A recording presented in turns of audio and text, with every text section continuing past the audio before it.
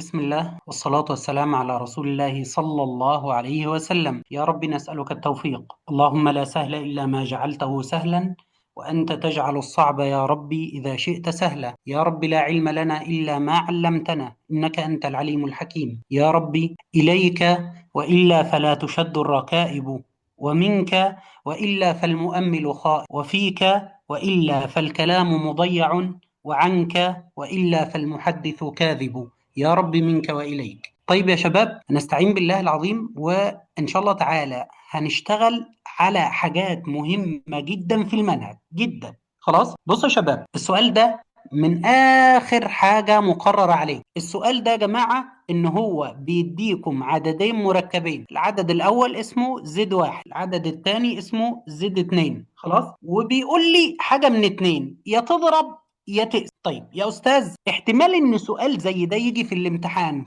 احتمال قد إيه؟ احتمال 100%. لازم هيديكم عددين، عدد زي ده وعدد زي ده، ويقول لكم يا تضربوهم يا تقسموهم. لازم يجي سؤال زي ده، لازم. خلاص، فالله يرضى عنكم نركز. خلي بالك يا جماعة، هو أولا لو عاوز الضرب هنعمل إيه؟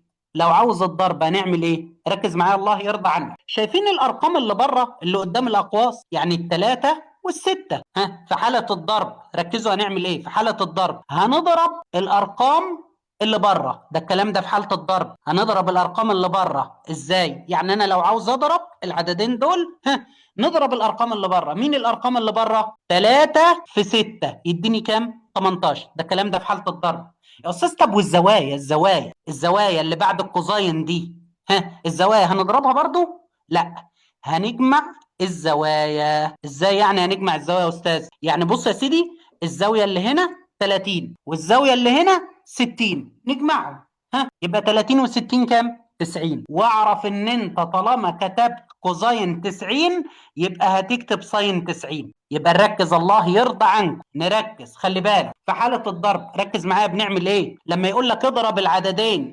بنعمل ايه؟ الارقام اللي بره تتضرب، انما الزوايا اللي هي اللي بعد الكوزاين والساين لا، ما تضربهاش، اجمعها. خلاص، نقول واحدة تانية يا جماعة، معلش الكلام ده مهم جدا جدا جدا. يديك عدد بالشكل ده 2، يقول لك مثلا كوزين 40 زائد اي ساين 40. ده العدد الاول يا جماعه، ماشي. ويديك عدد تاني ويقول لك مثلا 3 كوزين 50 واي ساين 50. هو بيبقى عطيك العددين، طب امال هو عاوز ايه؟ يقول لك مثلا اضرب لي العددين دول في بعض. ركز معايا، الارقام اللي بره هنعمل فيها ايه؟ الارقام اللي بره اللي هي الاثنين والثلاثه اللي قدام الاقواس، الارقام دي هنعمل فيها ايه؟ هنضربها. يبقى الارقام اللي بره تتضرب. 2 في 3 بكام؟ ب 6. اتفقنا على دي؟ اللي بره يتضربوا. طب والارقام اللي بعد الكوزاين والساين اللي هي الزوايا يعني، لا دي ما تتضربش، الزوايا تتجمع. ازاي الزوايا تتجمع؟ كده كده انت هتكتب كوزاين وكده كده هتكتب ساين، بس الارقام اللي بعد الكوزاين والساين تتجمع. 40 و50 يبقى 90. طالما كتبت كوزين 90 لازم تكتب ساين 90. فهمتوني يا جماعه؟ ده الضرب. يبقى اللي بره يتضرب، انما الارقام اللي بعد الكوزين والساين تتجمع. طب خلينا نشوف، هل حد من حضراتكم، خلينا نمشي خطوه خطوه، الشيء اللي نشرحه عاوزكم تحلوا عليه. يلا هندي مثال ونشوف مين يحل معايا. بيقول لك يا سيدي هنا 3 افتح قوس كوزين 40 واي ساين 40. ادي اول عدد فيهم اهو يا جماعه. العدد الثاني 5 كوزين 60 واي ساين 60. يلا يا شباب، عاوز حد منكم يقول لي ازاي اضرب العددين دول في بعض. يلا يا ابطال، مين هيجاوب؟ طيب نبدأ بياسمين منتصر. اتفضل يا ياسمين. السلام عليكم أستاذ، كيف حالك؟ وعليكم السلام، حياك الله. هنعمل ايه يا ياسمين؟ نضرب الأرقام اللي برا، 3 في ها 5 بكام؟ ب15. احسنت يا ياسمين. يبقى اللي بره يا جماعه بيتضرب. طب والزوايا بقى؟ كوزين هنقول ايه بجمعهم. بقى؟ جدعه، نجمعهم. 40 زائد 60 ب100. جدعه. واي ساين كام؟ ساين ال100. اكيد، اصل انا كتبت كوزين 100 يبقى اكيد ساين 100. خلاص. في مشكله يا جماعه في الكلام ده؟ ده اول حاجه الضرب يا استاذ. طب ولو اسمه هنعمل نفس الكلام. اعكس بقى، اعكس. ازاي اعكس؟ عند القسمه ركز معايا، بنعمل ايه؟ الارقام اللي بره مش هتتضرب بقى، دي قسمه. يبقى الارقام اللي بره تتقسم قسمة، يعني الأرقام اللي بره تتقسم يا أستاذ. طب والزوايا مش هنجمعها بقى، أكيد هنطرحها، أصل القسمة عكس الضرب. خلاص، يبقى في القسمة بنعمل إيه؟ الأرقام اللي بره تتقسم إنما الزوايا تطرح. طيب ركز معايا، هو بيقول لك اكتب زد واحد فوق. فين زد واحد ديت عشان نكتبها فوق؟ أهي أهي، هي دي زد واحد. 6 نفتح قوس كوزين 60 اي ساين 60. ماشي، دي زد واحد. طيب والعدد الثاني زد 2 اهي 3 كوزين 30 واي ساين 30. بص يا سيدي، ركز معايا الله يرضى عنك. في القسمه بنعمل ايه؟ شوف انا كاتب لك ايه. الارقام اللي بره بنعمل فيها يا جماعه بنقسمها. الارقام اللي بره تتقسم. مين الارقام اللي بره؟ 6 قسم 3 يديني 2. اللي بره يتقسموا يا استاذ. طب والزوايا دي ال 60 و30 هنقسمهم برضو؟ لا لا، الزوايا دي نعمل فيها ايه؟ نطرحها. في حالة القسمة تطرح. يبقى 60 ناقص 30، 60 ناقص 30 يديني 3. يبقى ركز معايا، اللي بره يتقسم. طب والزوايا تطرح. وطالما كتبت كوزين 30 لازم انا اكتب ساين 30. صعبة دي يا جماعة؟ انا شايف انها عادية خالص. اللي بره يتقسم، الزوايا تطرح. بس خلي بالك يا راجل يا طيب معايا، خلي بالك الله يرضى عنك، إذا كتب لك في الصورة قياسية يبقى مضطر تستخدم الآلة الحاسبة. إزاي استخدم الآلة الحاسبة؟ يعني هروح أحسب 2 كوزين 30 على الآلة الحاسبة. ماشي، 2 كوزين 30 هيديك جذر 3. طب و2 ساين 30 هيديك 1. بس طبعا الواحد ده بتكتب جنبي اي. يبقى خلي بالك، إذا قال لك في الصورة القياسية مضطر تستخدم الآلة الحاسبة، توزع الاثنين وتستخدم الآلة الحاسبة. مش عارف انتوا فهمتوني ولا لا، بس خلينا نشوف ده سؤال جاء سنة 2024. اعطيني عددين مركبين وبيقول لك اضرب اضرب. الله يرضى عنكم لا تركزوا، انا هكتب لكم الخطوات في حالة الضرب وفي حالة القسم. ماشي، في حالة الضرب الارقام اللي بره تضرب، اضربها. الارقام اللي بره تضربها. طب والزوايا، مين هي الزوايا؟ اللي بعد الكوزين والساين، يعني الزوايا تتجمع. ده الكلام ده في حالة الضرب. طب القسمة اعكس بقى، اعكس الارقام اللي بره اعمل فيها ايه؟ الارقام اللي بره تتقسم. طب والزوايا هتتجمع يا استاذ؟ لا، هتطرح. يا رب بقى نركز، اصل هو في الامتحان يا يجي سؤال ضرب القسم، معلش ثانية واحدة، يا يجي سؤال ضرب يا قسمة في الامتحان، لازم لازم. خلاص طيب، نشوف يا شباب مين فيه. لينا، اتفضل يا لينا. السلام السلام عليكم. عليكم. وعليكم السلام. هنا ده ضرب ولا قسمة يا لينا؟ ضرب. ضرب. يبقى احنا عاوزين نضرب العددين. قلنا في الضرب بنعمل ايه يا لينا؟ نضرب اللي برا 2 في 4 بكام؟ في 4. ايوه، 2 في 4 بكام؟ 8. تمام، 8. ماشي، يبقى الارقام اللي بره تتضرب. طب يا لينا، وبالنسبة للزوايا اللي بعد الكوزين والساين بنعمل فيها ايه؟ نجمعهم. جدعة يا جماعة، بايع الستة وبايع الاتنين يتجمعوا.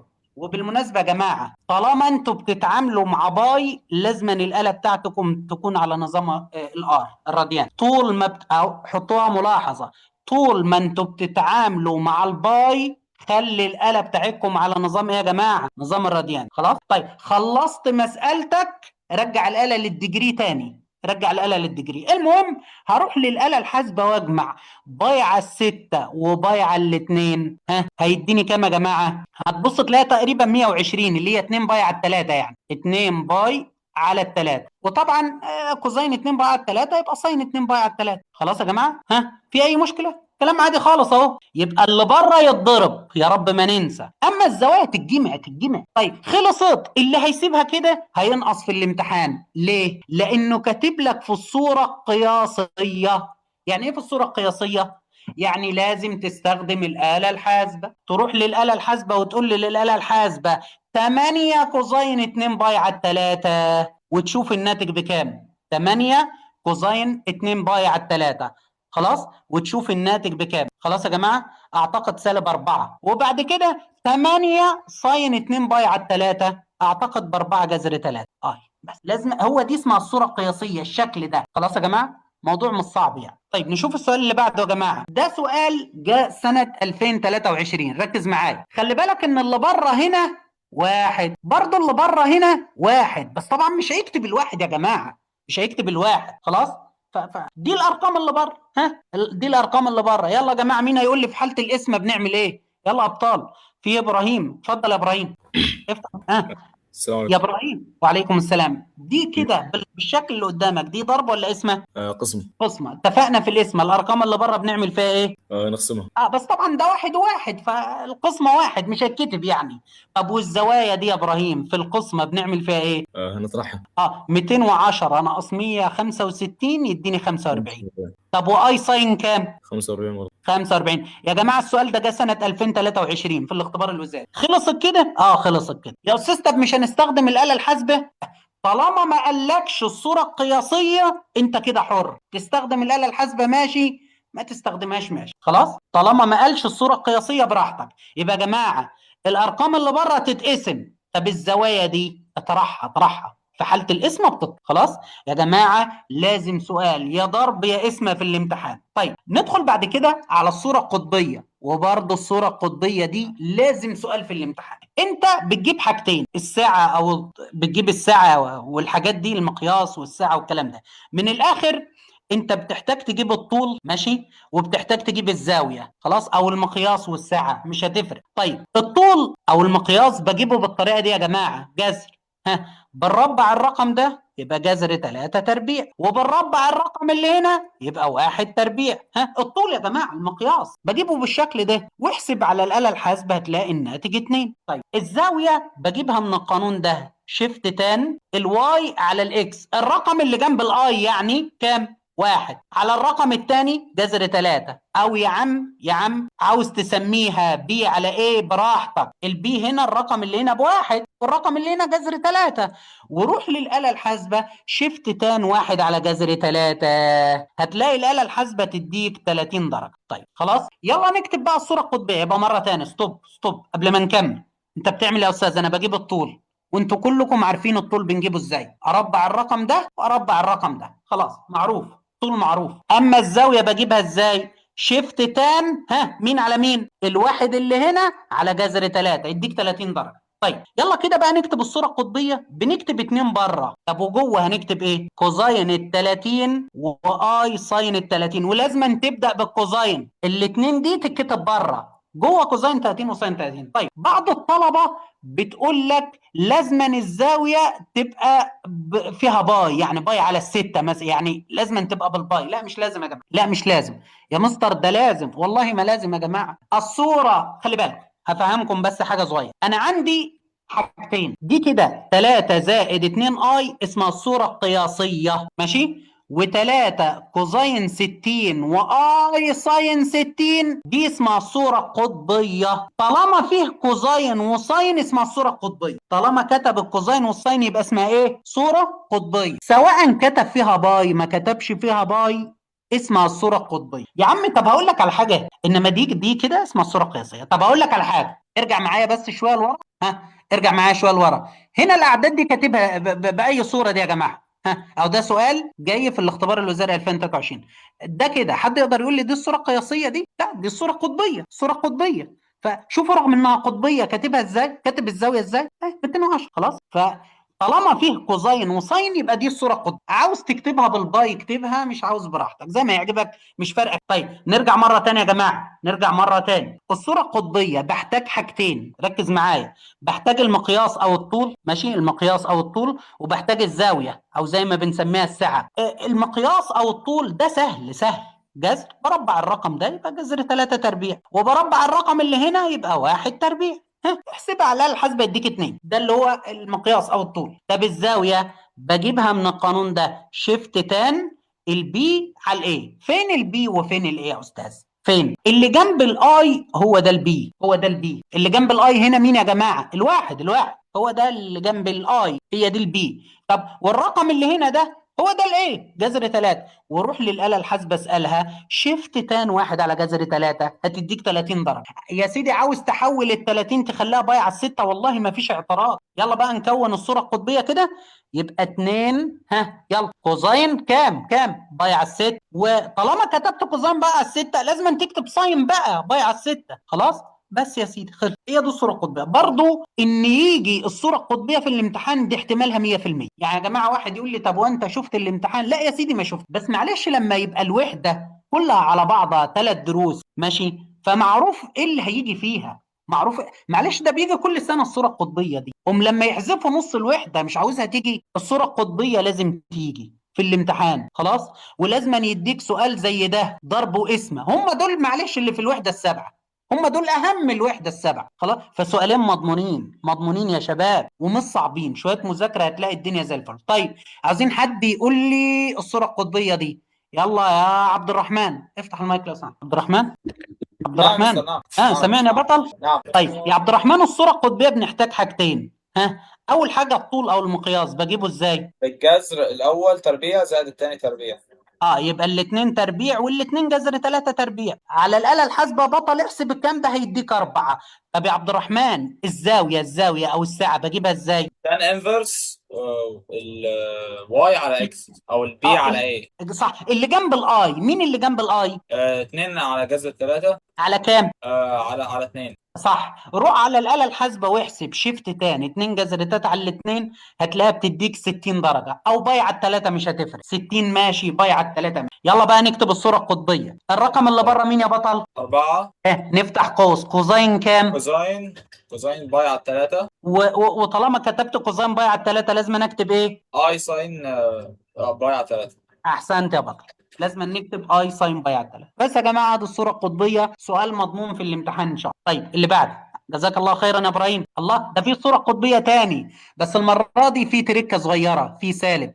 يلا بقى يا شباب، في ماجدة خالد. يا ماجدة افتح المايك لو سمحت يا بنتي. ماجدة السلام عليكم. عليكم السلام. طيب بص يا ماجدة، أول ما يقولوا الصورة القطبية لازم أنا أجيب الطول أو المقياس ولازم أنا أجيب الزاوية. طيب يا بنتي الطول أو المقياس ده بجيبه إزاي؟ نربع الجذر 3. صح، يبقى جذر 3 دي يا جماعة هتتربع، ومين تاني يا بنتي هيتربع؟ الواحد آي. سيبك من الاي مش بتتكتب، والسالب 1 هربع. روح احسبي على الآلة الحاسبة الكلام ده هتلاقيه بيعطيك 2. في مشكلة لغاية دلوقتي؟ لا. طيب احنا عندنا لما اجي اجيب الزاوية بروح كاتب كده شيفت تان مين على مين بقى؟ مين على مين؟ جذر 3. لا، بنبدأ بالرقم اللي جنب اي. مين الرقم اللي جنب اي؟ مين الرقم اللي جنب اي هنا؟ 1. جدعة، على كام؟ 1 على جذر 3. ونروح نحسب شيفت تان 1 على جذر 3 هلاقي ب 30 درجة. عارف ان بعض الطلبة بتقول لي يا استاذ ده -1. لا، خلي بالك يا حاج، هذا القانون شيفت تان واي على اكس او زي ما بتسموها بي على ايه، ما ينفعش اعوض مكان البي والايه الا بارقام موجبة. القانون ده ما ينفعش فيه تعويض الا بارقام موجبه ابدا. يعني انت وانت بتعوض الرقم اللي جنب اي كام، ما تقوليش -1، موجب 1 على كام؟ على أستاذ جذر 3. نعم، أستاذ أنا حطيتها بالراد ما يطلع لي نفس 30. ما هي باي على التلاتة هتطلع لك باي على 6. إيه. باي على 6 اهو يا بنتي، ما فيش اي مشكله خالص. بس في حاجه بقى، انا طالما المساله فيها سالب لازم انا اشوف الربع. تفتكر يا بنتي جذر 3 وسالب 1 دي في الربع كام؟ الأول. لا، الرابع خلاص. الربع يبقى 360. قلنا الكلام ده في فيديو سابق يا جماعة خلاص. 360 ناقص الرقم ده اللي هو بايع الستة اللي هو 30، يعني هيطلع لك 330 خلاص. ممكن يا جماعة ابقى اقول لكم حكاية الارباع دي ان شاء الله تعالى في حصة غدا ان شاء الله. طيب الان انا ما تلزمنيش البايع الستة على فكرة، انا تلزمني 303. يبقى بنتي يلا نكتب الصورة القطبية. بره 2 جوه هنكتب كوزين ايه 330 واي ساين 330. طيب يا جماعه لو حد عنده لخبطه في حته الزوايا دي، انا ان شاء الله غدا نسبق قصه الزوايا. ما بكره ان شاء الله في بس الساعه 9 برضه ان شاء الله غدا باذن الله. طيب برضه يا جماعه من الاسئله المهمه ان هو يديك عددين ويقول لك هات المسافه بيناتهم. ركز معايا الله يرضى عنك يا جماعه. في حاجه من 2 هيطلبها منكم، يا المسافة يا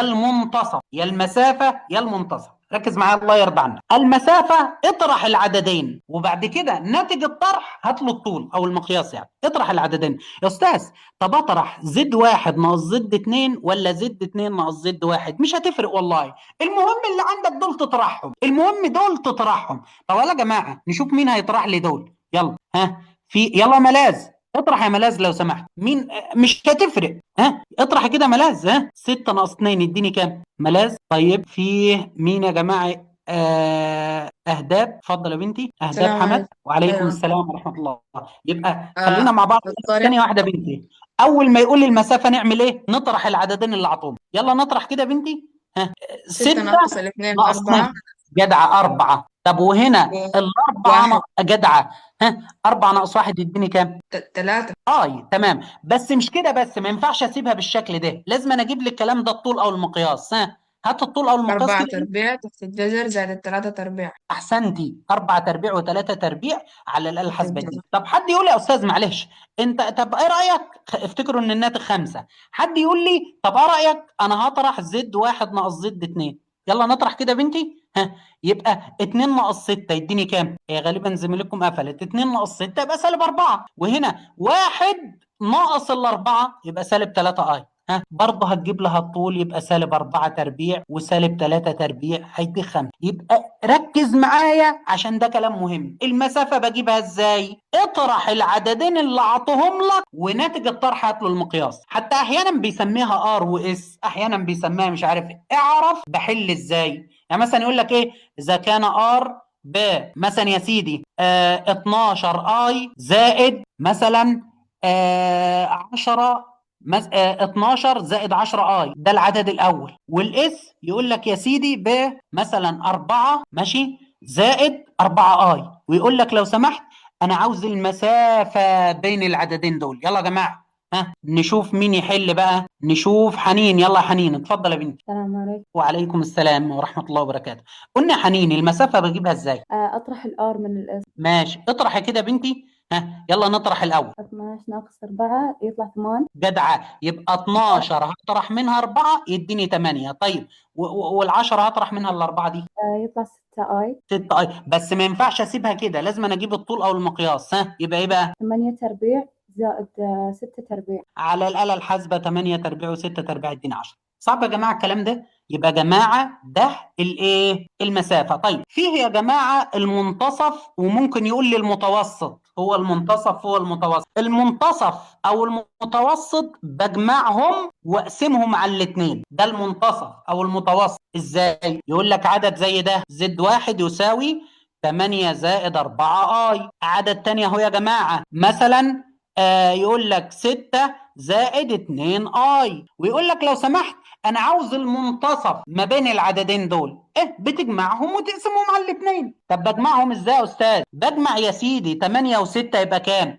8 و6 14، وبجمع 4 و2 يبقى 6 اي. خلصت يا استاذ كده؟ انا كده جمعت كده جمعت. لا، بعد ما تجمع تقسم الرقم ده على الاثنين والرقم ده على الاثنين، يبقى 14 على الاثنين فيها كام؟ فيها 7، و6 على الاثنين فيها 3 اي. هو ده بقى يا سيدي العدد اللي في النص ما بين الزد 1 والزد. فهمتوني؟ يبقى ركز معايا. المسافة بعمل ايه؟ اطرحهم ماشي، ثم اجيب الطول او المقياس. اطرحهم الاول ثم اجيب الطول او المقياس، دي المسافة. انما المنتصف نجمعهم، وبعد ما نجمعهم نعمل ايه؟ نقسم الجمع ده على اللي. فهمتوني يا شباب؟ طيب يا ميسر يا رب. اللي بعد خلاص عرفنا كده دي. طيب الكسور الجزئيه اللي الناس مصدعه دماغي بها يا استاذ، الكسور الجزئيه الكسور الجزئيه نعمل فيها ايه؟ بص يا سيدي، الكسور الجزئيه فكره من 3 دي اهمهم واشهرهم. الناس اللي مصدعه دماغي بالقسمه المطوله ما جاتش غير سنه واحده من اخر 10 سنين، ما جاتش الا في سنه واحده فقط من اخر 10 سنين. خلاص، وبرضه احنا هنشرحها في المراجعه ان شاء الله. بس دي اهم فكره فيهم، دي اكتر فكره بتيجي على الكسور الجزئيه. ركز معايا بقى لان دي اهمهم واللي بتيجي بنسبه 80 90% في الامتحان. ركز معايا. الخطوه الاولى بنعمل A وB ونحلل المقام. ثانيه نكتبها على جنب. الخطوه الاولى نعمل A وB ونعمل ايه؟ نحلل المقام. يلا يا جماعه انا عاوز حد يساعدني بقى. طيب نشوف في حد فتحت له المايك؟ امنه تقريبا. اتفضل يا امنه ولا اماني؟ هلا أستاذ. يا هلا. اماني ولا امنه؟ اسمي ثاني بس هذا اسم أختي. طيب ماشي يا بنتي. عاوزين نحلل المقام ده بنتي، بحلله ازاي؟ إكس وإكس. الاكس تربيع، اكس هنا واكس هنا. طب والثلاثه بتتحلل لكام في كام؟ 3 و1. احسنتي. الاشارات مين ياخد سالب ومين موجب؟ الكبير بياخد إشارة المنتصف. ايوه، والثاني اشاره موجب. يبقى الخطوه الاولى عملنا ايه يا بنتي؟ قسمنا الجزئين حللنا وبعدين المقام. حللنا المقام. حللنا المقام. يبقى الخطوة الأولى يا جماعة بنعمل إيه؟ نحلل المقام. بنكتب A و B ونحلل المقام. دي الخطوة. ركزوا معايا عشان الخطوات دي مهمة. الخطوة الثانية نعمل ضرب تبادلي ونساوي الضرب التبادلي ده بالبسط. إزاي يعني يا أستاذ؟ بص يا بنتي، لما أعمل ضرب تبادلي هنا يبقى ال A هتتضرب في مين؟ غالبا زميلكم قفلت المايك. طيب يا بنتي افتح المايك لو سمحت. حسيت A تنضرب بإكس زائد 1. أحسنت. يبقى ال A تتضرب في إكس زائد 1. طب وال B تنضرب في مين؟ إكس ناقص 3. يا جماعة ده ضرب تبادلي. أقول لكم فيه إيه؟ ال A تتضرب في إكس زائد 1 وال B في إكس ناقص 3. وبعد ما نعمل الضرب التبادلي لازم نساويه بالبسط ده اللي هو 5 إكس ناقص 3. طب استوب يا بنتي قبل ما نكمل، خليكي فاتحة المايك لو سمحت. الخطوة الأولى يا جماعة أنا بحلل المقام. ركز ركز، أبوس على دماغك، ركز الله يرضى عنك، ركز. الخطوة الأولى نمسك المقام ده نحلله. الخطوة الثانية يا جماعة نعمل ضرب تبادلي، والضرب التبادلي لازم نساويه بالبسط. الخطوة رقم 3 أعوض بقيم الإكس. طب قولي لي يا بنتي أعوض عن الإكس بكام وكام؟ لا يا بنتي سالب 1 سالب 1 و3. أحسنتي. هنعوض عن الإكس بسالب 1 وهنعوض عن الإكس ب3. هندي مثال تاني زي ده ما تقلقوش. طب يا شباب ليه هنعوض بسالب 1 و3؟ اعكس الأرقام اللي في الأقواس. الرقم اللي في القوس ده موجب 1، لا إحنا هنعوض بمعكوس موجب 1 وهو سالب 1. هنا في سالب 3، لا هنعوض بعكسه، عكس سالب 3 موجب 3. يبقى الخطوة رقم 3 نعوض بقيم إكس. وعلى فكرة هي دي الخطوة الرخمة اللي فيهم. معلش يعني إن أنا أحلل المقام الإكس تربيع إكس وإيه؟ إن أنا أحلل التلاتة لتلاتة في 1. معلش إيه الصعب في دي؟ مش صعبة. معلش برضو إن أنا أعمل ضرب تبادلي الإيه تتضرب في إكس زائد 1 ولا البي تتضرب في إكس ناقص 3. ما أنا مش شايف إن ده صعب. الخطوة الثالثة أعوض بقيم إيه؟ بقيم إكس. أعوض عن الإكس بسالب 1. يلا بنتي كل إكس تقابلك عوض عنها بسالب 1. خلاص؟ الإكس دي قلنا هنكتب مكانها كام؟ سالب 1. سالب 1 وموجب 1 يديني ايه؟ سالب 1 موجب 1 يبقى صفر. ايه يعني ما فيش ايه؟ راحت الايه. هنا بنتي خلي بالك احنا بنعوض بسالب 1. سالب 1 وسالب 3 يبقى كام؟ سالب 4. سالب 4 والبي تنزل. هنا بنتي عوضي لي عن الاكس بسالب 1. 5 ضرب سالب 1 يبقى كام؟ 5 ضرب سالب 1 سالب 5 وادي سالب 3 سالب 8. السالب يروح مع السالب. يا جماعه ده تعويض. هقول لكم في ايه؟ طيب ده تعويض. نقسم على كام يا بنتي؟ على 4. هتطلع الاربعه دي مع الاربعه دي يبقى البي تساوي 8 على الاربعه فيها كام؟ 2. نروح كاتبين مكان البي 2. حلو قوي. انا اول مره هدي مثال تاني ما تقلقوش. انا اول مره عوضت بسالب 1. تاني مره يا بنتي هنعوض بكام؟ 3. اي اكس تقابلني اروح كاتب مكانها 3. يبقى الاكس دي 3 زائد 1 يبقى كام؟ 4. 4 ايه. وهنا 3 ناقص 3 صفر بي يعني ما فيش بي. يلا نعوض عن الاكس ب3 يبقى 5 ضرب 3 15. 15 ناقص 3 نقسم على كام يا بنتي؟ 4. يبقى الايه تساوي 12 على الاربعه فيها كام؟ 3. اديني كده جبت الايه والبي. طيب يا استاذ نصحصح يا شباب، نصحصح. الفكره دي للاسف مهمه. هي مش صعبه للدرجات دي، يعني مش زي ما الناس مأفوره مع الكسور الجزئيه، مش صعبه للدرجات خلاص. بس هي اهم فكره في الكسور الجزئيه. الخطوه الاخيره هات التكامل. يبقى سريعا الخطوه الاولى حلل المقام. الخطوه الثانيه اعمل ضرب تبادلي وساويه بالبسط. الخطوه اللي بعد كده عوض بالاكس عشان تجيب الاي والبي. الخطوه الاخيره هات التكامل. يا مستر طب التكامل بجيبه ازاي؟ تعال نجيب تكامل دي. ايه اللي مكتوب هنا يا جماعه؟ اللي مكتوب في البسط 3 واللي مكتوب في المقام اكس ناقص 3. مش هو ده البسط وهو ده المقام؟ هتكتبهم، هتكتب البسط والمقام ولكن بتكتب بيناتهم لن بس. يا اديني جبت التكامل الاولى. طب يلا نكتب الثانيه كده. يلا نكتب الثانيه. البسط 2 المقام اكس زائد 1. فقط هتكتب بيناتهم لن. بتكتب البسط والمقام وبيناتهم لن بس يا سيدي. ادي التكامل بلس. طب ناخد مثال تاني يا شباب على الكسور الجزئيه دي. مثال تاني يا كرم، مثال تاني على الكسور الجزئيه. يلا يقول لك يا سيدي تكامل ماشي. يقول لك مثلا هنا 2 اكس زائد 1 وهنا اكس تربيع ناقص 7 اكس بلس 10 دي اكس. طيب حلو قوي يا جماعه. انا بكتب ايه وبي وحلل المقام. اهو الخطوه الاولى حلل المقام. شوفوا هنكتبهم اهو. الخطوة الثانية بنعمل ضرب تبادلي والضرب التبادلي ده تساويه بالبسط. الخطوة اللي بعد كده عوض عن قيم الاكس، عوض عن الاكس. الخطوة الأخيرة هات التكامل. ادي يا سيدي الاربع خطوات، ومش خطوات صعبة. طب يلا نشوف كده. يا حمد افتح المايك يا حمد لو سمحت. ايوه استاذ. يا هلا يا حمد. يا حمد عاوزين نحلل المقام ده يا حمد. الاكس تربيع بتتحلل ازاي؟ اكس واكس. اكس هنا واكس هنا. شفت الدنيا سهلة ازاي؟ طب العشرة ايوه. كام في كام؟ 5 و2. 5 في 2. الاشارات سالب وسالب. سالب وسالب. حلو. صعبة الخطوة دي يا حمد؟ لا سهله. يعني احنا عملنا مجهود واحنا بنحلل الاكس تربيع اكس واكس، ولا العشرة 2 في 5 عملنا مجهود كده؟ انا شايف انها خطوة سهلة يعني. طيب ايوه الخطوة خطأ. اللي بعد كده نعمل ايه يا حمد؟ ها؟ ضرب تبادلي. ونسويه بالبسط. قشطة عليك وانت بتقول ضرب تبادلي كده. يلا يا حمد، ها؟ الايه هتتضرب في مين؟ الاي تنضرب في اكس ناقص 2، والبي احسنت. تنضرب باكس ناقص ايوه. 5. يبقى انا عملت ضرب تبادلي. الايه تتضرب في اكس ناقص 2 والبي تتضرب في اكس ناقص 5. بس ما تنساش الضرب التبادلي ده بنساويه بمين؟ بنسويه 2 اكس زائد 1. بنساويه ب 2 اكس زائد 1. يبقى يا جماعه الخطوه الاولى حلل المقام، الخطوه رقم 2 اعمل ضرب تبادلي ويساوي بالبسط. طيب استنى نمسح المساله مش عاوزينها، كتر خيرها عليك. طيب الخطوه رقم 3 نعمل ايه يا حماد؟ ها؟ نعوض عن الاكس. في رايك هنعوض عن الاكس بكام وكام بقى يا بطل؟ نعوض عن الاكس بموجب 5، ونعوض عن الاكس الاكس ب5. ب2. ب2. اصل انا بعكس الرقم اللي هنا، بدل ما هو سالب 2 لا يبقى اعوض ب2. بعكس اللي هنا بدل ما هو سالب 5 اعوض ب5. يلا نعوض الاول ب2 يا حمد. ها؟ يبقى كل اكس تقابلك يا بطل حط مكانها 2. ها؟ مكان الاكس 2 2 مع ناقص 2 هنا 2. يروحوا، و2 اه و5 سالب بالراحه 3. بالراحه يا حمد، بالراحه يا راجل يا طيب. ماشي. 2 ناقص 2 يبقى 0 ايه؟ مفيش ايه. ها؟ يلا 2 ناقص 5 يبقى كام؟ سالب 3. سالب 3 بي. طيب هنا خلي بالك احنا قلنا بنعوض مكان الاكس بكام؟ 2. ب2. يبقى 2 في 2. 2 في 2 4 زائد 1 5. حلو أوي. نقسم على كام؟ نقسم على 3. سالب 3. سالب 3 دي مع سالب 3 دي يبقى البي بكام يا بطل؟ البي بتساوي 5 على سالب 3. بص السالب هنكتبه هنا، السالب هنكتبه هنا، والبي ب5 على 3 مش هنيجي عندها يا عم الحاج. طيب احنا اول مره عوضنا عن الاكس ب2، ثاني مره هنعوض عن الاكس بكام؟ 5. 5. يلا نعوض. 5 ناقص 2 يبقى كام؟ موجب 3. 5 ناقص 2 3 صح، والايه تنزل. طب هنا 5 ناقص 5 البي تروح. 0 بي، مفيش بي. خلي بالك احنا بنعوض ب5 يبقى 2 ضرب 5 10 زائد 1 11. حلو 11. نقسم على كام؟ نقسم على 3. يبقى الايه بتساوي كام على كام؟ الاي بتساوي 11 على 3.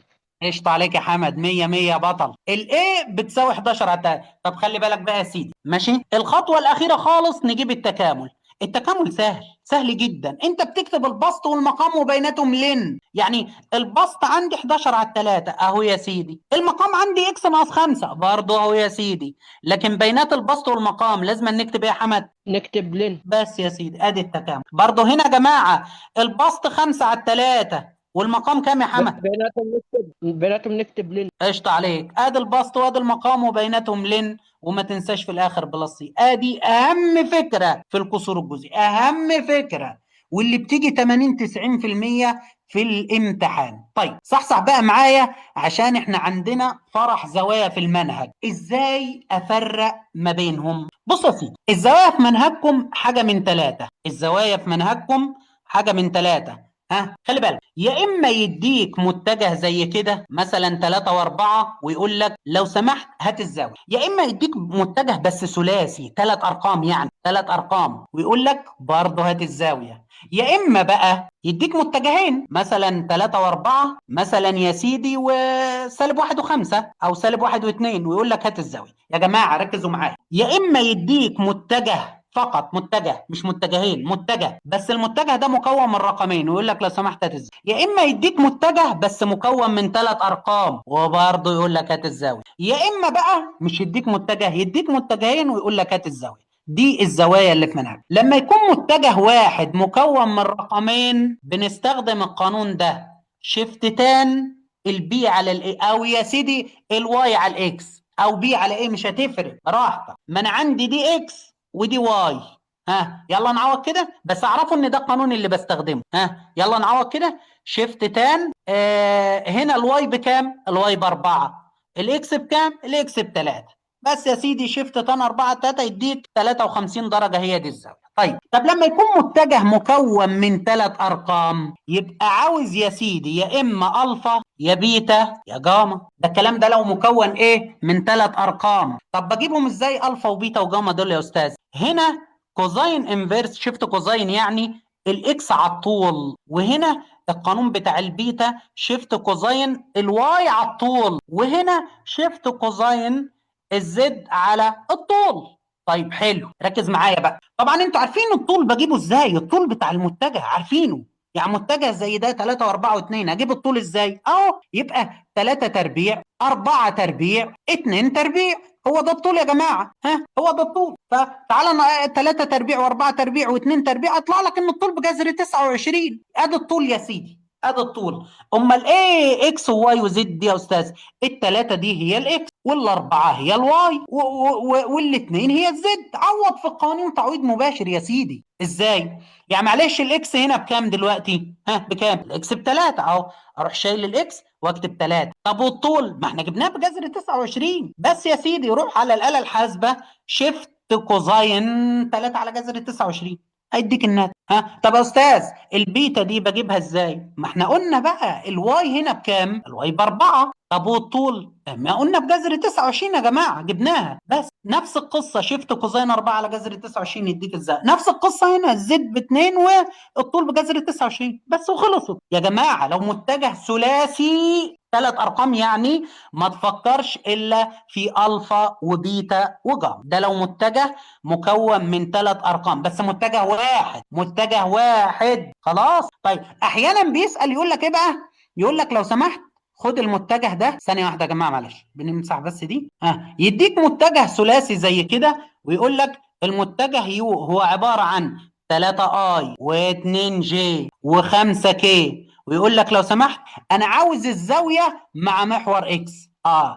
ده متجه ولا متجهين؟ لا ده متجه مكون من كام رقم؟ مكون من رقم 2 3. بص وحتى لو رقم يعني لو كتب لك 3 اي و5 كي دول كام رقم؟ رقمين بس. طالما فيه كي يبقى اعرف ان عاوز الفا وبيتا وجاما. طالما فيه كي لان هنا الجي صفر جي، ف3 ارقام بس الجي بصفر. المهم طالما فيه كي يبقى عاوز يا الفا يا بيتا يا جاما. طيب الزاويه مع محور اكس اسمها الفا، الزاويه مع محور واي اسمها بيتا، ومع محور زد اسمها جاما. طب يا استاذ الالفا دي بجيبها ازاي؟ ما احنا قلنا كوزاين انفيرس او شيفت كوزاين الاكس على الطول. هي فين الاكس دي يا استاذ؟ ما احنا قلنا دي اكس دي واي دي زد. الاكس ب3 الواي ب2 الزد ب5.